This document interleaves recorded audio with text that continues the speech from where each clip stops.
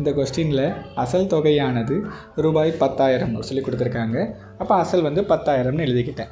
இது வந்து 15%. அப்போ வட்டி என்ன 15, 3 வருஷத்துக்கு. அப்போ என்னென்னது 3 கிடைக்கும். கூட்டு வட்டி மற்றும் தனி வட்டிக்கு இடையான வித்தியாசம்னு கேட்டிருக்காங்க.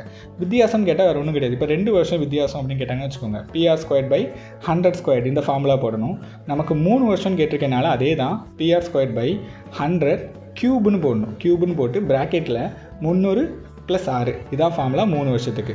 இப்போ இதில் இருக்க எல்லாம் சப்ஸ்டியூட் பண்ணுவோமா? இப்போ P வந்து எனக்கு 10,000 தெரியாத போட்டேன். R வந்து 15ன்னு தெரியும். ஸோ 2 15 எழுதிக்கிட்டேன். 300 + 15 315ன்னு வரும். Divided by 100 × 100 × 100. நான் 100 க்யூபில் இப்போ நான் கட் பண்ணுறேன். இது எல்லாத்தையும் கட் பண்ணால் எனக்கு இது 3 வரும், இதுவும் 3 வரும். இப்போ இதையும் அடி கொடுக்குறேன். அப்போ 315 9 எல்லாத்தையும் பெருக்குனா 2835 டிவைட் பை 4.